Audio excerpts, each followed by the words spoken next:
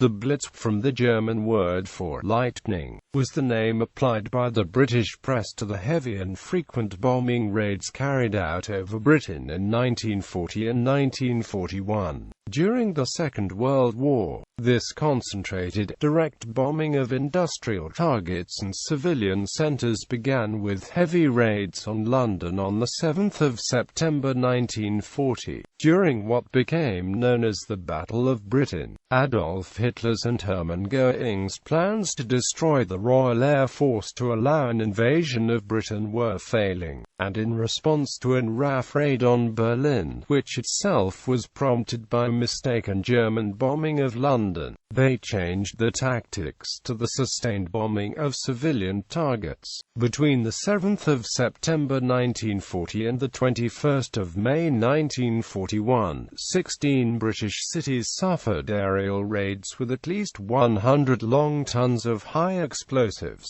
Over a period of 267 days, London was attacked 71 times, Birmingham, Liverpool and Plymouth 8 times, Bristol 6, Glasgow 5, Southampton 4, Portsmouth and Hull 3, and a minimum of one large raid on 8 other cities. This was a result of a rapid escalation starting on the 24th of August 1940, when night bombers aiming for RAF airfields drifted off course and accidentally destroyed several London homes, killing civilians. Combined with the UK Prime Minister Winston Churchill's retaliatory bombing of Berlin on the following night, from the 7th of September 1940, 1 year into the war, London was bombed by the Luftwaffe for 57 consecutive nights. More than 1 million London houses were destroyed or damaged and more than 40,000 civilians were killed, almost half of them in London. Ports and industrial centres outside London were also attacked. The main Atlantic seaport of Liverpool was bombed, causing nearly 4,000 deaths within the Merseyside area during the war. The North Seaport of Hull, a convenient and easily found target of secondary target for bombers unable to locate the primary targets, was subjected to 86 raids in the Hull Blitz during the war, with a conservative estimate of 1,200 civilians killed and 95% of its housing stock destroyed or damaged. Other ports including Bristol, Cardiff, Portsmouth, Plymouth, Southampton and Swansea were also bombed, as were the industrial cities of Birmingham, Belfast, Coventry, Glasgow, Manchester and Sheffield. Birmingham and Coventry were chosen because of the Spitfire and tank factories in Birmingham and the many munitions factories in Coventry. The city centre of Coventry was almost destroyed, as was Coventry Cathedral. The bombing failed to demoralise the British into surrender or significantly damage the war economy. The 18 months of bombing never seriously hampered British production and the war industries continued to operate and expand. The Blitz was only authorised when the Luftwaffe had failed to meet preconditions for a 1940 launch of Operation Sea Lion, the provisionally planned German invasion of Britain. By May 1941, the threat of an invasion of Britain had ended, and Hitler's attention turned to Operation Barbarossa, the invasion of the Soviet Union. In comparison to the later Allied bombing campaign against Germany, the Blitz resulted in relatively few casualties. The British bombing of Hamburg in July 1943 inflicted some 42,000 civilian deaths, about the same as the entire Blitz.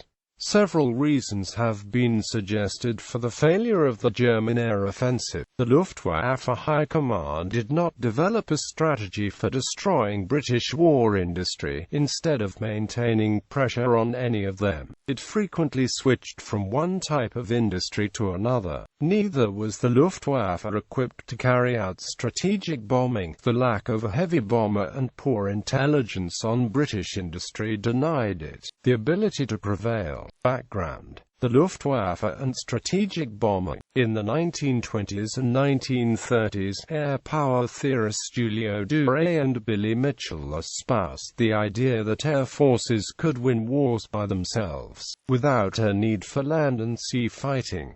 It was thought there was no defense against air attack, particularly at night. Enemy industry, the seats of government, factories and communications could be destroyed, effectively taking away the means to resist. It was also thought the bombing of residential centers would cause a collapse of civilian will, which might have led to the collapse of production and civil life. Democracies where the populace was allowed to show overt disapproval of the ruling government were thought particularly vulnerable. This thinking was prevalent in both the RAF and what was then known as the United States Army Air Corps between the two world wars. RAF Bomber Command's policy in particular would attempt to achieve victory through the destruction of civilian will, communications and industry. Within the Luftwaffe, there was a more muted view of strategic bombing. The OKL did not oppose the strategic bombardment of enemy industries and cities, and believed it could greatly affect the balance of power on the battlefield in Germany's favor by disrupting production and damaging civilian morale. But they did not believe that air power alone could be decisive. Contrary to popular belief, the Luftwaffe did not have a systematic policy of what became known as terror bombing. Evidence suggests that the Luftwaffe did not adopt an official bombing policy in which civilians became the primary target until 1942.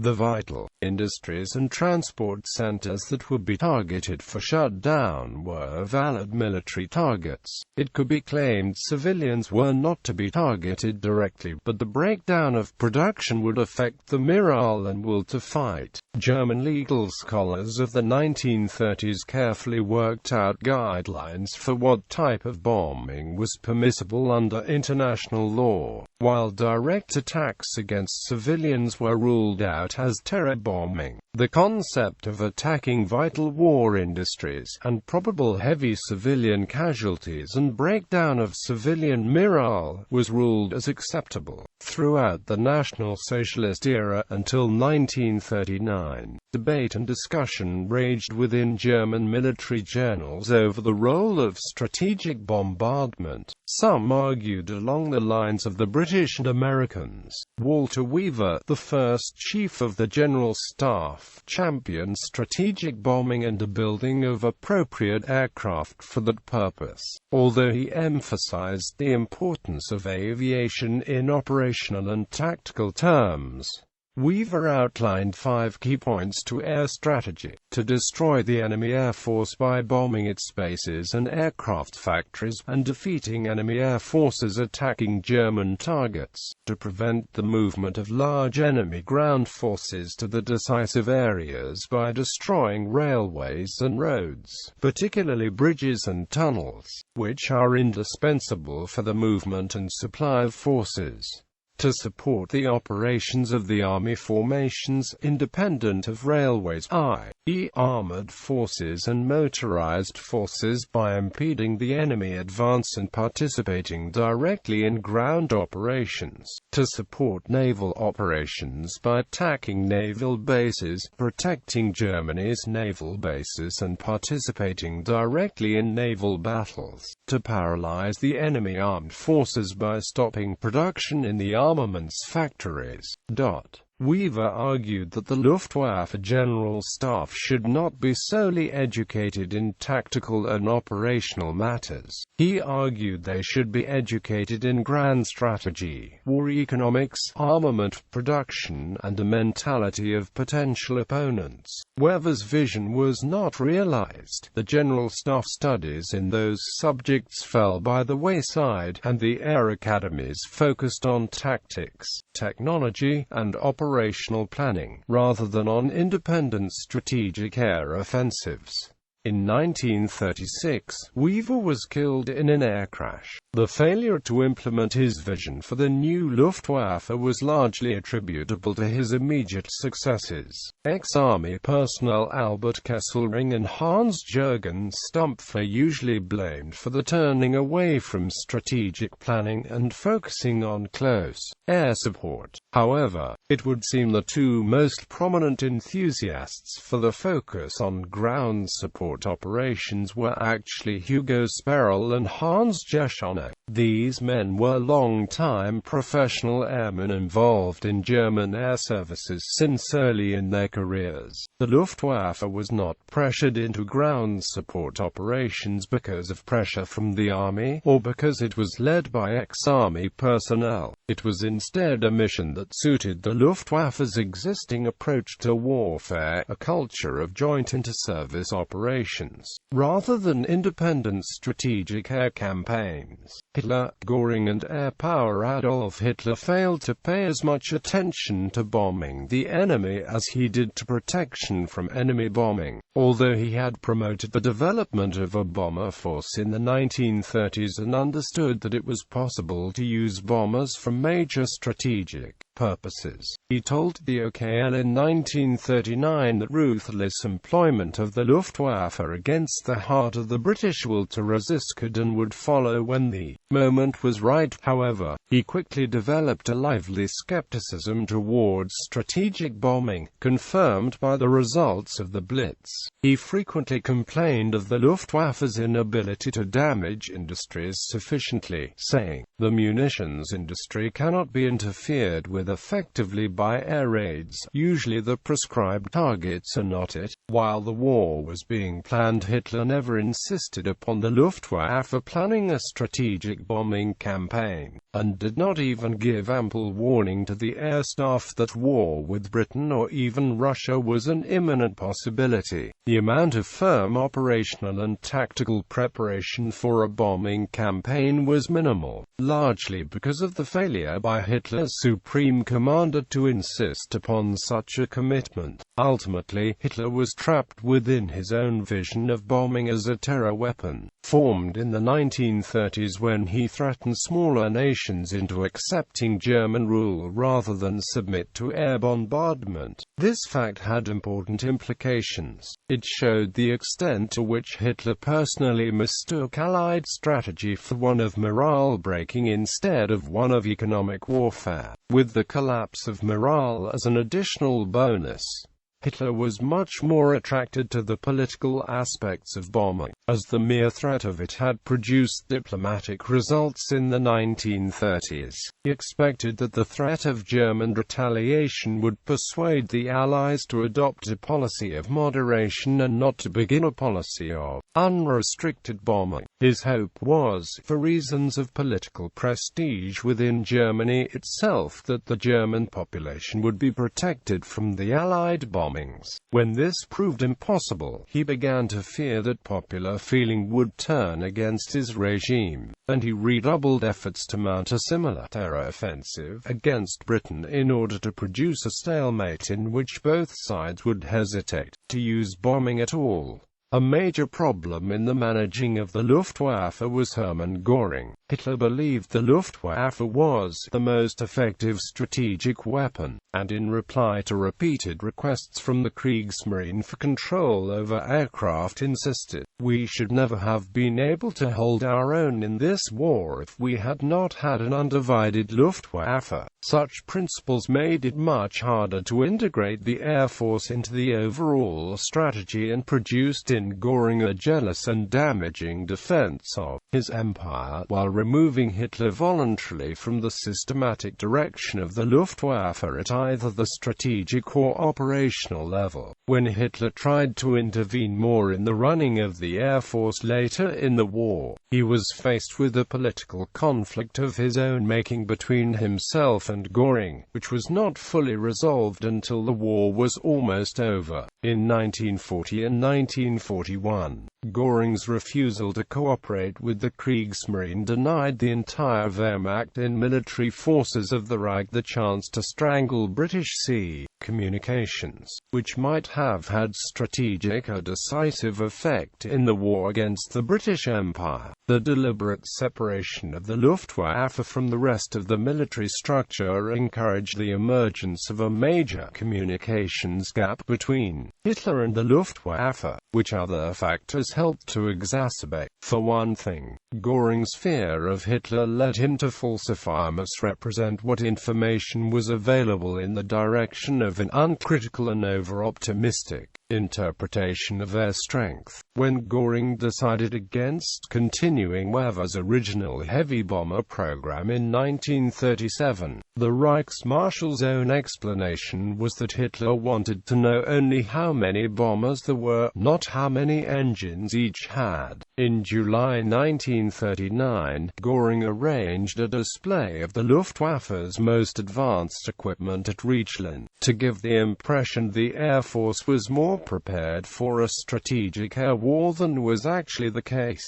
Battle of Britain within hours of the UK and France declaring war on Germany on the 3rd of September 1939. The RAF bombed German warships along the German coast at Wilhelmshaven. Thereafter bombing operations were against ports and shipping and propaganda leaflet drops. Operations were planned to minimize civilian casualties. For the 15th of May 1940, the day after the Luftwaffe destroyed the center of Rotterdam, the RAF also carried out operations east of the Rhine, attacking industrial and transportation targets. Operations were carried out every night thereafter, although not specifically prepared to conduct independent strategic air operations against an opponent. The Luftwaffe was expected to do so over Britain. From July until September 1940, the Luftwaffe attacked RAF Fight Command to gain air superiority as a prelude to invasion. This involved the bombing of English Channel convoys, ports, and RAF airfields and supporting industries. Destroying RAF Fight Command would allow the Germans to gain control of the skies over the invasion area. It was supposed that Bomber Command, RAF Coastal Command and the Royal Navy could not operate under conditions of German air superiority. The Luftwaffe's poor intelligence meant that their aircraft were not always able to locate the targets, and thus attacks on factories and airfields failed to achieve the desired results. British fighter aircraft production continued at a rate surpassing Germany's by 2 to 1. The British produced 10,000 aircraft in 1940, in comparison to Germany's 8,000. The replacement of pilots and aircrew was more difficult. Both the RAF and Luftwaffe struggled to replace manpower losses, though the Germans had larger reserves of trained aircrew. The circumstances affected the Germans more than the British. Operating over home territory, British flyers could fly again if they survived being shot down. German crews, even if they survived, faced capture. Moreover, bombers had 4 to 5 crewmen on board, representing a greater loss of manpower. On the 7th of September, the Germans shifted away from the destruction of the RAF's supporting structures. German intelligence suggested Fight Command was weakening, and an attack on London would force it into a final battle of annihilation while compelling the British government to surrender. The decision to change strategy is sometimes claimed as a major mistake by the Oberkommando der Luftwaffe. It is argued that persisting with attacks on RAF airfields might have won air superiority for the Luftwaffe. Others argue that the Luftwaffe made little impression on Fight Command in the last week of August and first week of September, and that the shift strategy was not decisive. It has also been argued that it was doubtful the Luftwaffe could have won air superiority before the weather window began to deteriorate in October. It was also possible, if RAF losses became severe, that they could pull out to the north, wait for the German invasion, then redeploy southward again. Other historians argue that the outcome of the air battle was irrelevant. The massive numerical superiority of British naval forces and the inherent weakness of the Kriegsmarine would have made the projected German invasion, Antietam and Seelow, a disaster with or without German air superiority. Change in strategy. Regardless of the ability of the Luftwaffe to win air superiority, Adolf Hitler was frustrated that it was not happening quickly enough. With no sign of the RAF weakening, and Luftwaffe air fleets taking punishing losses, the OKL was keen for a change in strategy. To reduce losses further, a change in strategy was also favored to take place at night, to give the bombers greater protection under cover of darkness. On the 4th of September 1940, in a long address at the Sportpalast, Hitler declared, "And should the Royal Air Force drop 2,000 or 3,000, then we will now drop 300,000, 400,000, yes 1,000,000 kilograms in a single night. And should they declare they will greatly increase their attacks on our cities, then we will erase the cities." It was decided to focus on bombing Britain's industrial cities in daylight to begin with. The main focus of the bombing operations was against the City of London. The first major raid in this regard took place on the 7th of September. On the 15th of September, on a day known as the Battle of Britain Day, a large-scale raid was launched in daylight, but suffered significant loss for no lasting gain. Although there were a few large air battles fought in daylight later in the month and into October, the Luftwaffe switched its main effort to night attacks in order to reduce losses. This became official policy on the 7th of October. The air campaign soon got underway against London and other British cities. However, the Luftwaffe faced limitations. Its aircraft, Dornier 17, Junkers Ju-88, and Heinkel He-111s, were capable of carrying out strategic missions, but were incapable of doing greater damage because of bomb load limitations. The Luftwaffe's decision in the interwar period to concentrate on medium bombers can be attributed to several reasons. Hitler did not intend to foresee a war with Britain in 1939. The OKL believed a medium bomber could carry out strategic missions just as well as a heavy bomber force, and Germany did not possess the resources or technical ability to produce four-engined bombers before the war. Although it had equipment capable of doing serious damage, the problem for the Luftwaffe was its unclear strategy and poor intelligence. OKL had not been informed that Britain was to be considered a potential opponent until early 1938. It had no time to gather reliable intelligence on Britain's industries. Moreover, OKL could not settle on an appropriate strategy. German planners had to decide whether the Luftwaffe should deliver the weight of its attacks against a specific segment of British industry such as aircraft factories, or against a system of interrelated industries such as Britain's import and distribution network, or even in a blow aimed at breaking the morale of the British population. The Luftwaffe's strategy became increasingly aimless over the winter of 1940–1941.